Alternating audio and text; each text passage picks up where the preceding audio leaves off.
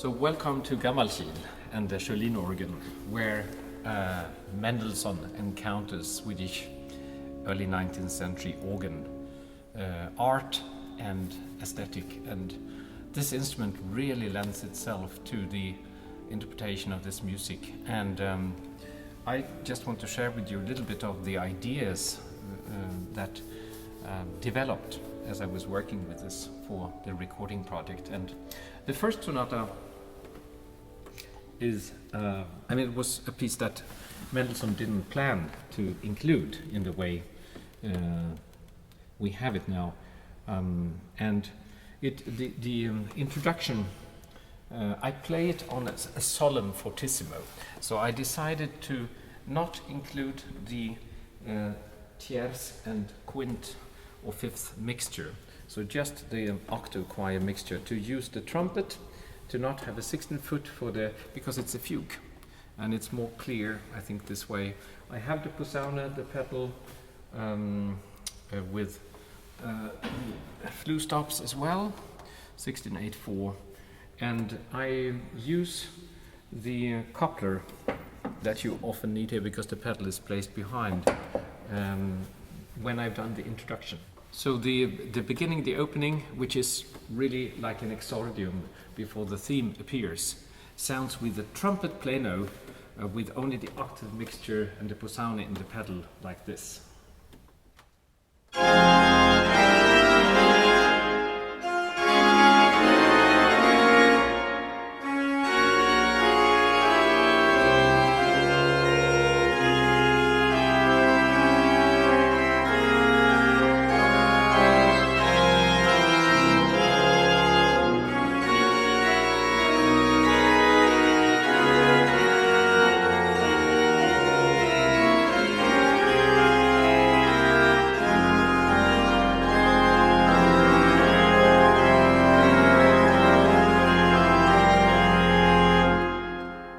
So there the theme appeared,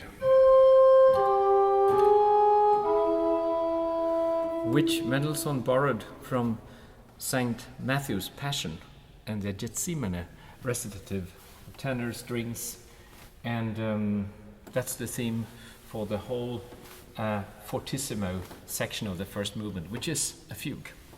So we hear the dissonances when he presents it.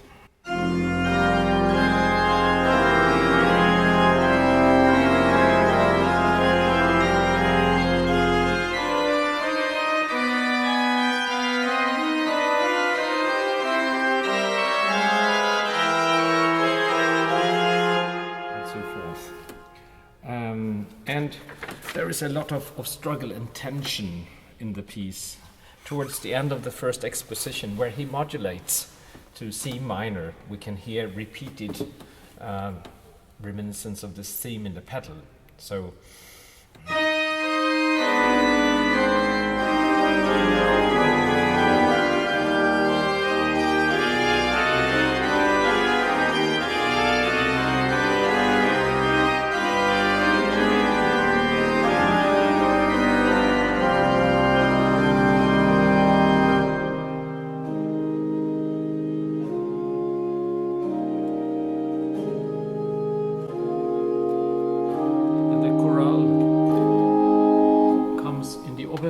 with mezzo piano registration. So here I use the Gedacht, the quintadine, and the Gedacht offen flute, because it's divided with the quintadine and the flute 4. Makes a very rich, wonderful sound. So somehow there is a heavenly response to the misery and the tension on earth. And the context of this piece is that Mendelssohn, approaching Christmas in 1844, had the youngest son got really seriously ill, and the doctors didn't know how to heal him. So they were really quite sure that he would die. And it is in this situation that Mendelssohn picks this Gethsemane theme and composes this piece, and also communicates with the chorale, like we heard now, a sense of confidence and trust.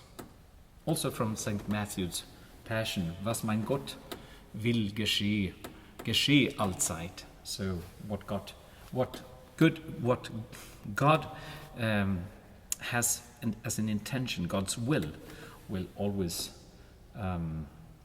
materialize, will happen. So a dialogue between these two sounds. So we end the chorale.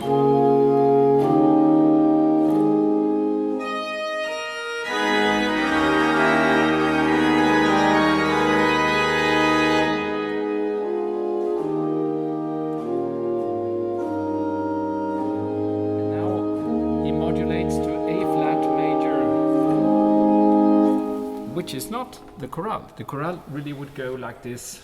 So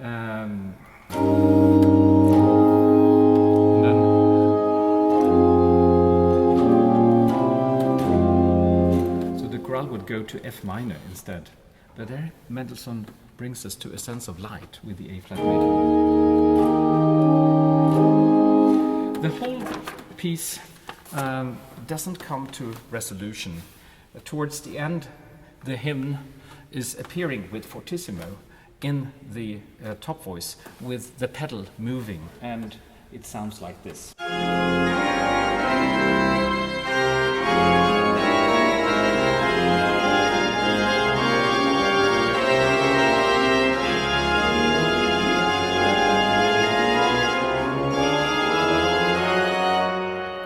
And the piece comes to a culmination where in piano, the theme, the chorale theme appears again. So we have this diminished.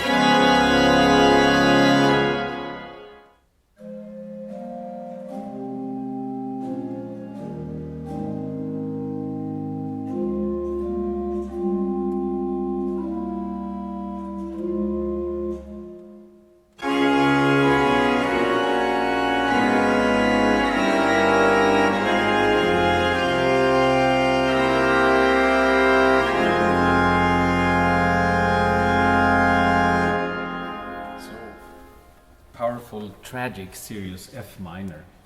And now we have the F minor in our ears, and when we turn the page we start on an A flat, which is in F minor the third, and here Mendelssohn wants to have soft sounds.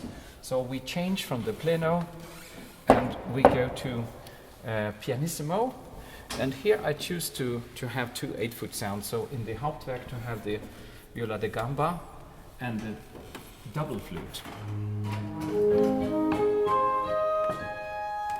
And the flauto doppio, wooden stop with two labia.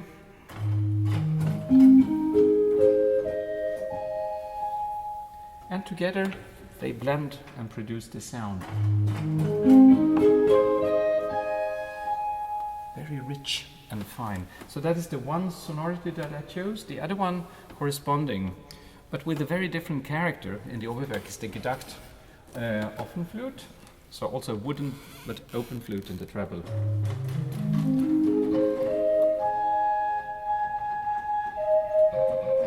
We hear the onset of a wood stop. And the quintadine.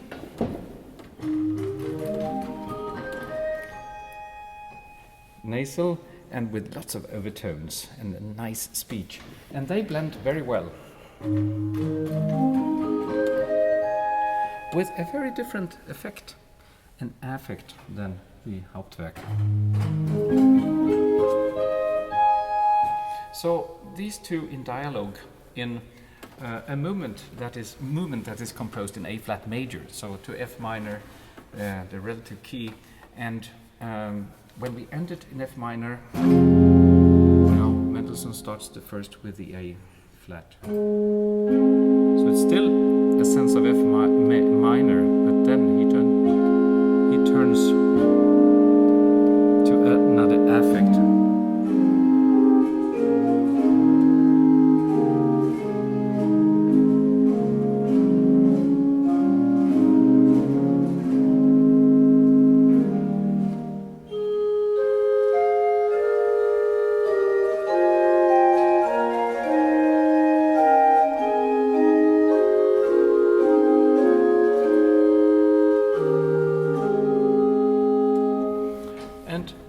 also hear them in dialogue as a solo when the theme comes back like this.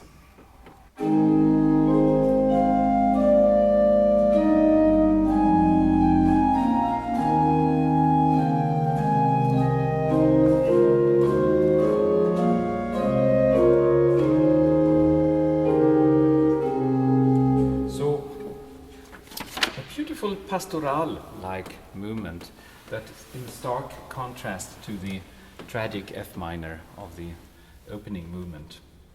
And we end in A flat major.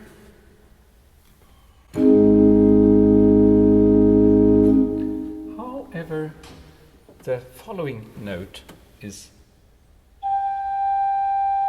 a G that comes in with tension and question. Hesitation. And it's a kind of recitative where we have a sense of melancholy, despair, and very strong emotions, frustration, juxtaposed in dialogue. So no resolution yet. And that I play, of course, with a full organ for the fortissimo, now with 16-foot quintadine, and both mixtures, also the third and fifth mixture.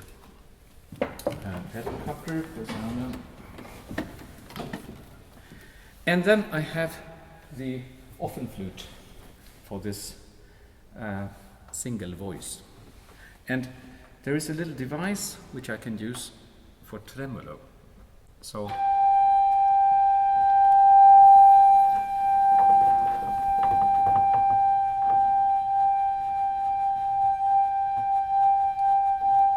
different frequencies and intention. So that gives a very beautiful, I think, enhanced character to this solo stop. So it sounds like this, something.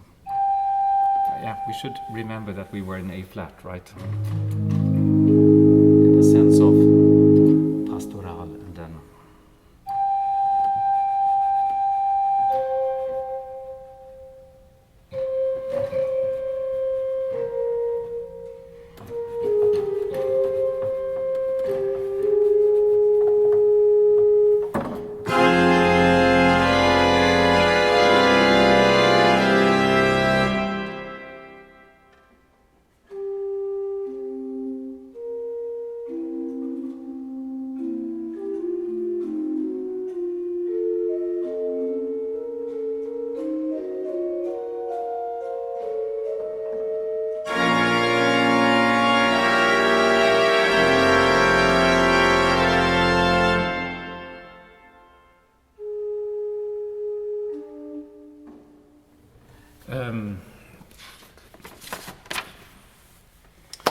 big tensions in this. Towards the end, he comes to F minor in pianissimo, but it goes on. He starts to modulate.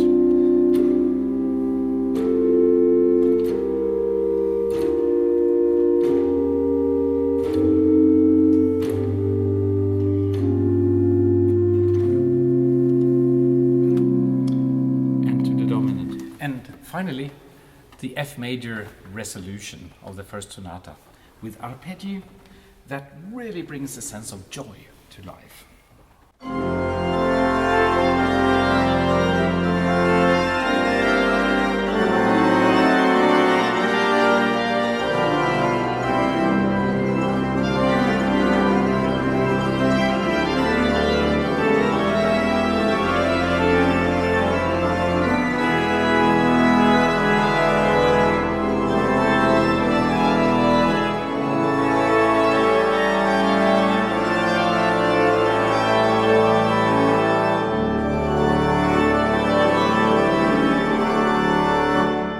Modulating to E major to D major, just a kind of ecstasy sense.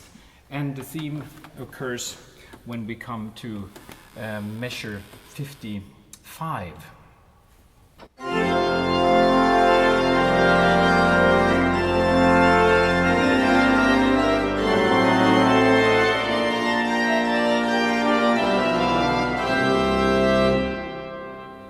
And there, for the first time, we hear an ascending theme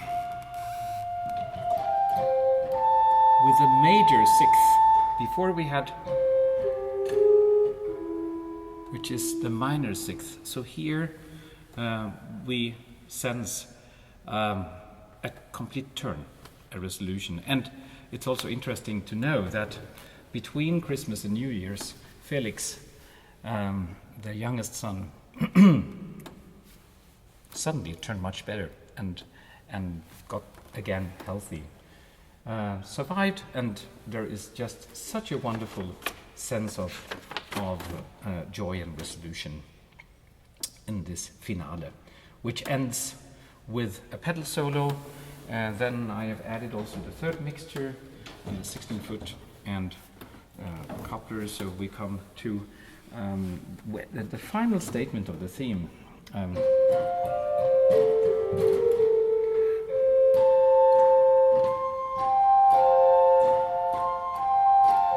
With this major third at the top.